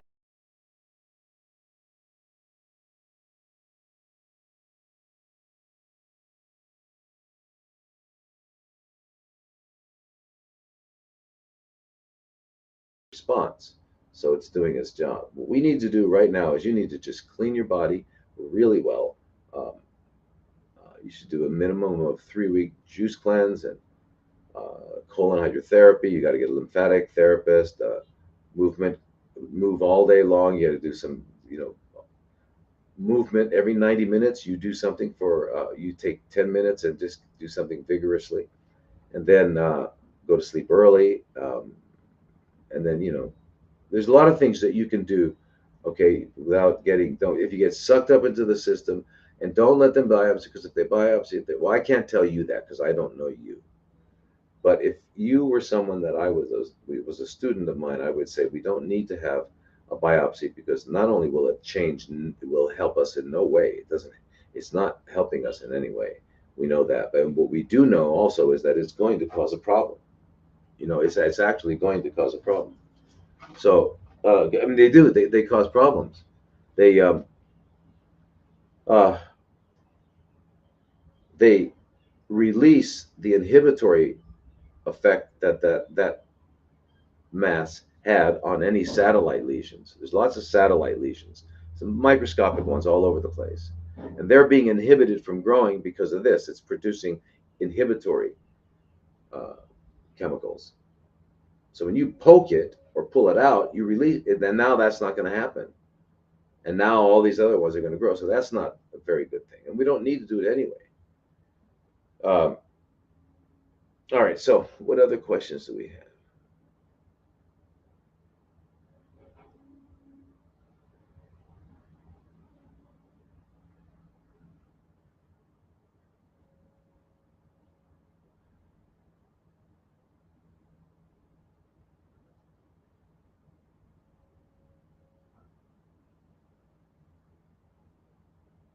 It says any drug alternatives for I'm allergic to flagell. Uh, I guess you're referring to how you have some sort of or you're on a parasite cleanse, or you've got a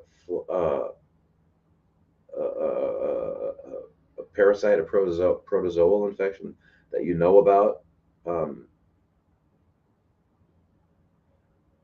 anyway, if you do, so yeah, well, flagell is metronidazole, and its cousin is tinidazole, so you wouldn't want that either if you're having a problem with flagell. But you can do nitazoxanide, which is also called Alinea, and that will that'll do it. Nitozoxanide, Nitozaxonide,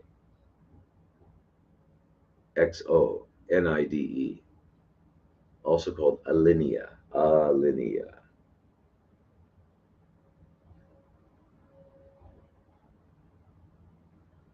Do you feel certain injections cause Bell's palsy? All right, so I'm going to assume when you say certain injections that you mean certain injections that we all know about. We can't talk about.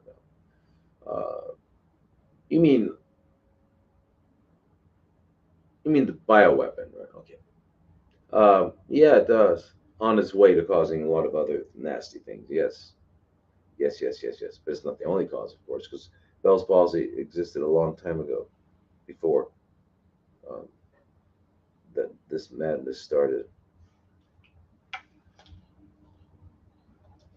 Oh, this must be the other person, the other side of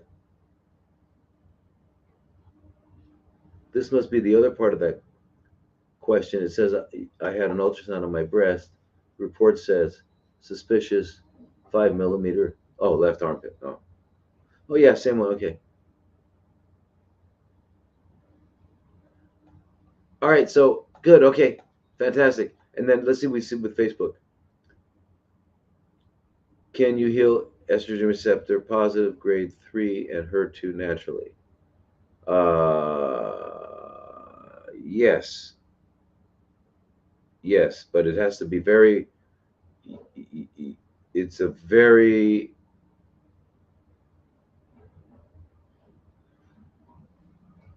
I mean, yes, but you need some guidance on that just to understand how comprehensive the natural approach must be. Okay. and it's going to involve everything from the time you go to bed, the way you interact with people, your spiritual journey, as well as your body with cleansing and all that stuff, and eliminating any potential toxins that may be in your body. Starting with your mouth, parasites. There's a lot to it. It's very comprehensive, but the answer is yes, indeed.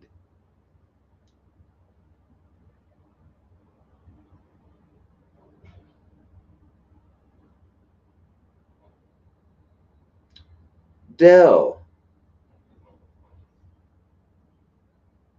interesting. Okay, Dell's leaving. Not helpful. This is not helpful at all. Goodbye. Okay, goodbye. I'm sorry, I never said hello, but good luck, Dell.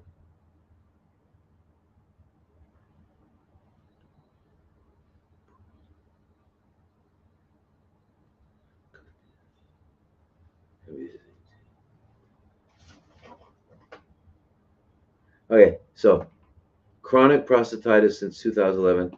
Current PSA is 18. This is, no, wait. This is Deborah. You must be talking for your husband, I guess.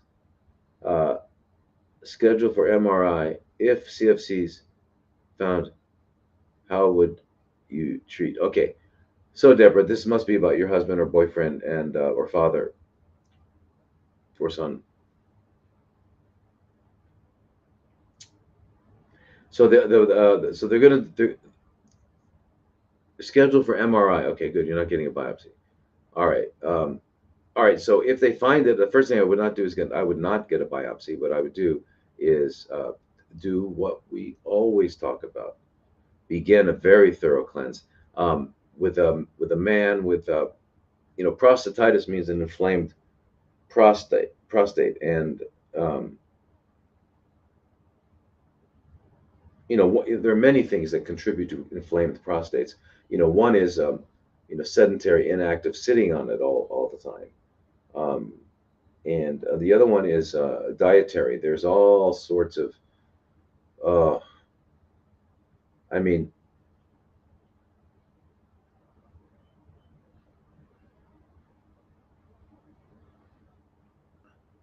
think of the prostate as getting congested. It's getting congested, and it's just now that congestion causes like a chronic inflammatory response, which could turn into CFCs easily, right? And so whether it has done that yet or not, that's the process. It's in process to doing it. So how do you decongest the prostate? Well, by moving around, being active, ejaculation. Uh, the studies show that 21 ejaculations per month uh, are important, necessary to keep the prostate from getting too congested. Um, and stop eating animal products, necessary, very necessary. And then all the other things we have to do is with the cleansing of the colon and the whole thing. Um,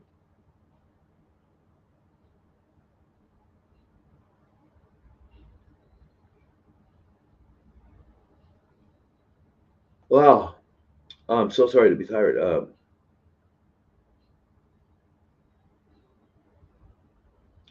This is Pamela, and she says in 2012 I allowed a young girl to do African braiding on me on a regular basis.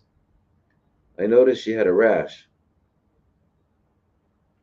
When confronted, she said it was eczema. A month later, a rash broke out around the crown of my hairline. A week later, it dropped down into my face and kept going. For 3 years, I was plagued with outbreaks. I went to my general doctor, infectious disease, dermatologist, etc. The only thing I kept hearing was it was possibly a flesh eating bacteria. It went away, so I thought it had returned. Please help, as I feel as though Morgellons is something that plagues me. Then I am plagued with something that majority affects my lungs and sinuses. Whoa, well, Pamela, okay,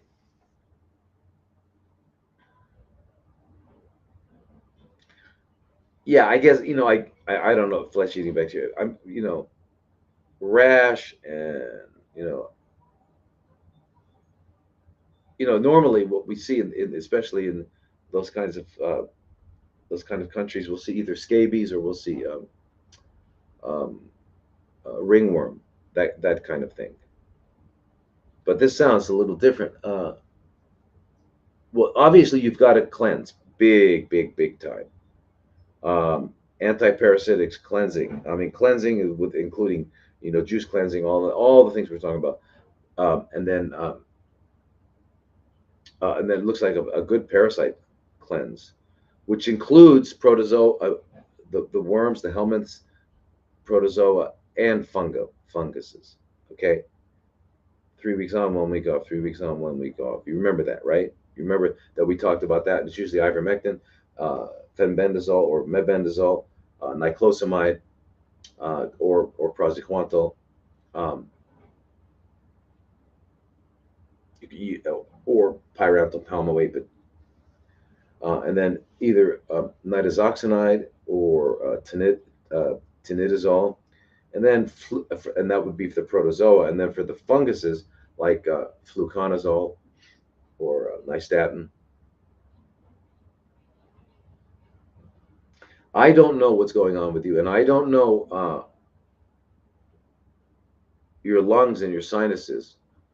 I mean, you didn't give me enough information. So, Pamela, if I could anyway speak with you, it would be much better because there's a lot more information that I need. Okay. So, I mean, I would really love to help you. I just don't have enough information. And I know you got to start cleansing, and you got to do a parasite cleanse. I mean, you got to do, the, what do you call it? A juice cleanse and all that.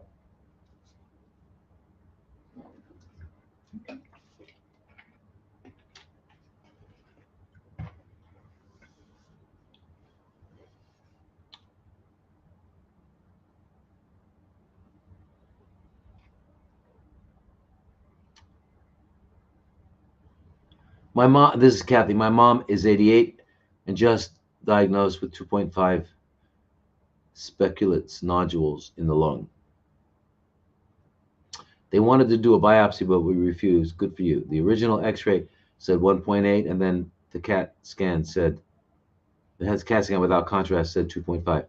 She has not coughed up blood and was in the hospital due to heart failure and swelling.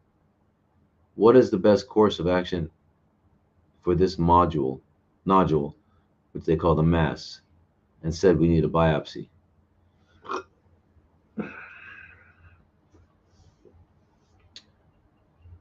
No, it's a nodule due to the size, correct?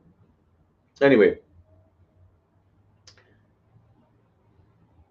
all right. So if it's okay, okay, there are lots of often is a finding on X-rays and CTs can be with the small little masses in the liver, in the lungs, and they don't often they don't go anywhere or do anything.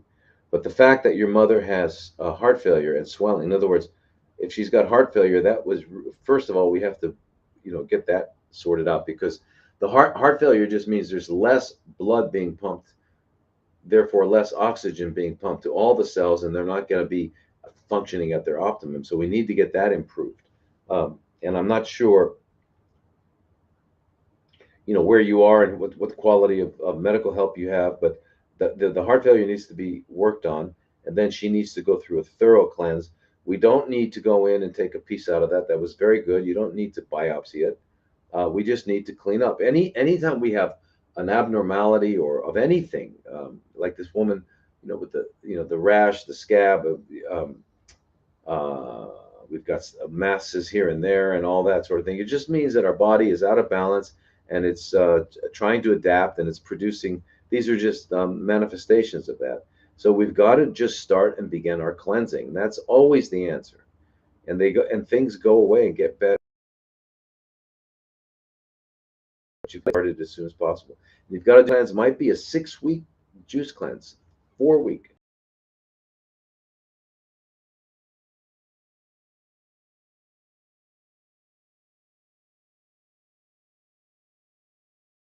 mother, I don't know anything about her condition. She's 88.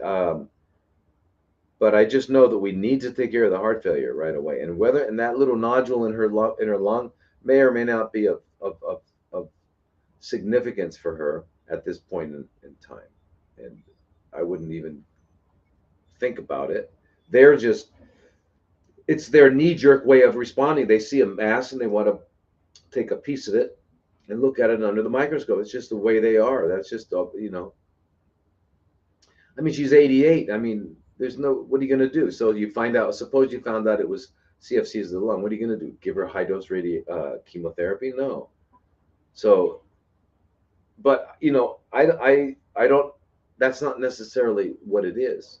I'm telling you, it could be a parasite easily.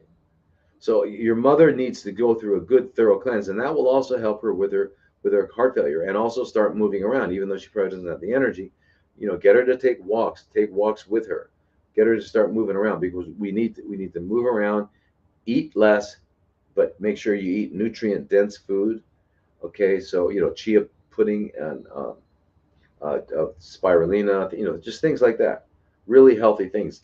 Smoothies with broccoli sprouts, stuff like that. Get the colon clean. Do these things, and she will feel better. Her heart failure will not be as severe. Okay, so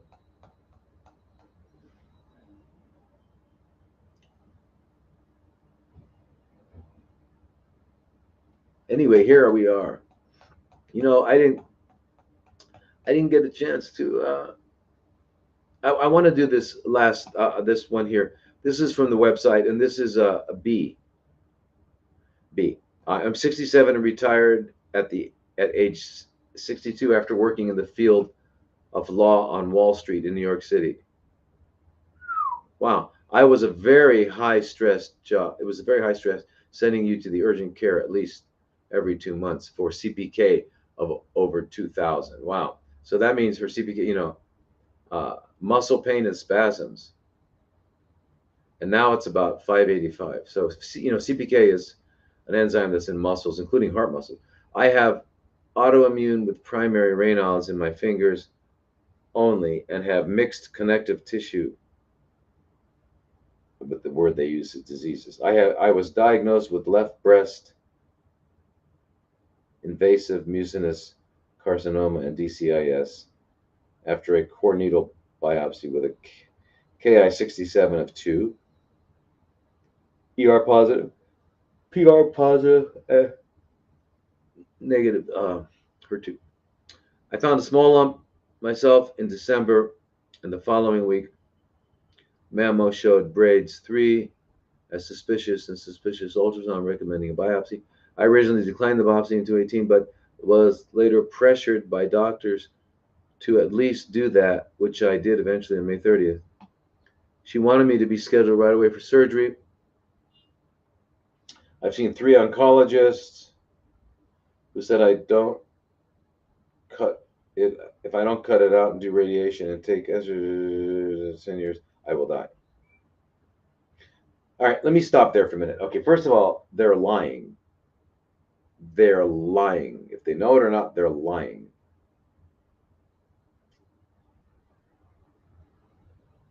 They don't know. If you cut it out and then do radiation and chemo, you will die, most likely. They get away with this stuff. It's crazy. Oh, good. I don't give in to scare tactics. Therefore, I had no standard of care treatments. I do have peace of mind about my body, of mind about my decision to work on it without mutilating my body. Good lady, good lady.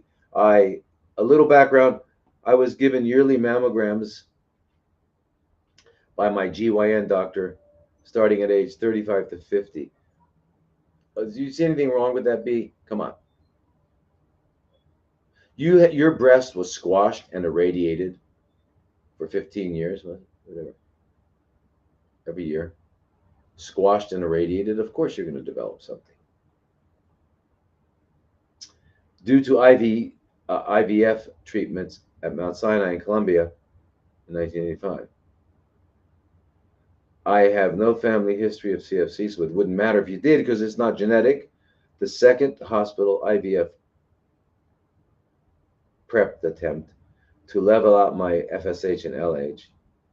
Anyway, the second, the second hospital's IVF in vitro fertilization prep attempt to level out my FSH and LH prescribed Lupron. This is a in vitro fertilization prep. No, no, no, no, no. I, listen, maybe you misunderstood, or these people are from Nibiru. Okay, Lupron is going to completely knock out your hypothalamic pituitary ovarian axis, completely wipe out any chance of fertility. So it doesn't make any sense that's IVF prep. No, no, no, no, no, no, no.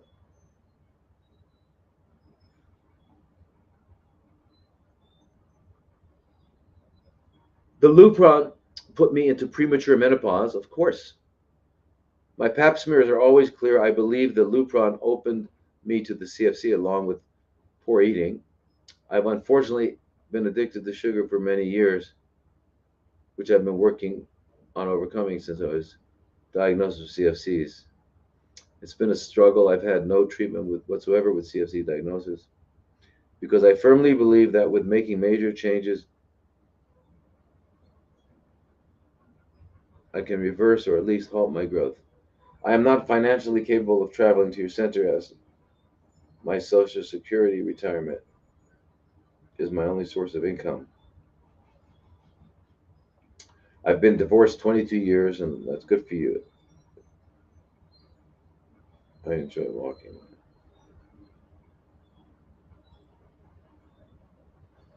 Right. Well, yeah, you're doing some good things. Okay, so listen here, B. First of all, I'm really sorry to hear that your GYN was having you get those mammograms for all those years. Um, I mean, it's ionizing radiation on your breast after they traumatized it is is why we've seen such an increase. Is one of the main reasons we've seen an increase in breast CFCs. Um, and you they pressured you into getting a biopsy. I don't know what that means because just don't do it. Don't let anyone ever tell you what to do with your body unless they can show you articles, references that show that it's going to be in your best interest. But anyway, it's never necessary.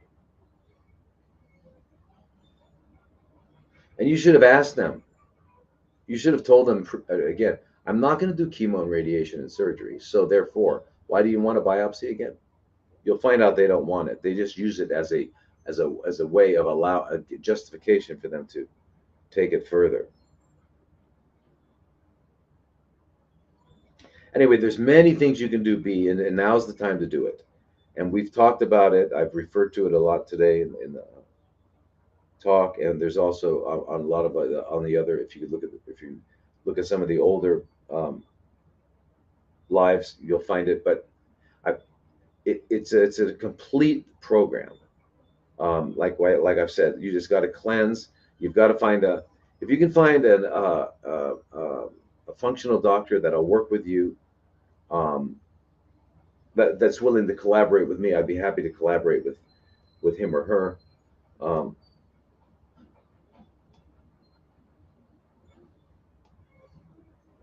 yeah. So, but yeah, you meditate. So look, you're doing all the right things. Exercise. Everything. Okay. I don't know what you're eating completely and all that. So yeah. If you want to give me, if you want to get together and work this out, I'd be happy to do that. And I'm sorry it's so late today, you guys. Uh, I just feel like I didn't get enough time to do stuff. All right. Here's wait, one quick one. Roberto. My mom is scheduled for brain surgery Friday, April 26th. In the meantime, is there anything she can do to reduce the size of the tumor prior to her pre-op? Well, I guess I don't know when that came in, that question, but there's something called boswellia, which is also called frankincense, which is it does reduce edema, swelling in the brain due to tumors. You got to get up to about 8 grams. You got to work yourself up to it, but it looks like you had the surgery already on the 26th. So let me know how it went. And I don't know surgery for what. Anyway, let me know, Roberto. I'm sorry this is only arriving here now. I'm not sure when you wrote the question. Anyway, everyone, so it's very late. Have a fantastic week. Sawadee Kap and namaste and aloha to everyone. And remember, your body, I mean, nothing in the universe is ours, right? Because even this body, we have to give it back to our mother, the earth. But if there's anything in this earth that we could say is ours, at least temporarily, it's our bodies. All right. So don't let anyone do anything to your body that you don't feel good about, and listen to it with your gut. Listen with your gut, because your gut's got 1 billion neurons, right? And it doesn't have a prefrontal cortex to throw in all the shoulds and shouldn'ts. You don't need that. You just need to see directly. Listen to your gut. Tune into your gut. But basically, you don't need to be stuck with anything, and you don't need to have anything taken out unless you are having a life-threatening condition. I'm not saying never. But I mean, if you're in a severe pain, or if you're in dire straits, then you have to. But if you're not, don't let people do that. Don't take injections and all that sort of thing. And there's no invisible enemies out there. Okay, they're trying to make themselves invisible. These guys, we know who they are. So in fact, there are invisible enemies because they're not letting us. If you have your eyes open, you know who they are. Okay, but there's no other invisible enemies out there trying to get us, and you don't have to be immunized from them. You don't have to cover your bodies and your face and all that sort of thing. All right, please be good caretakers of this body, and don't, because there's too many people that have been injured out of fear. All right, so stay informed, read. All right, Sawadee Kap. Bye bye.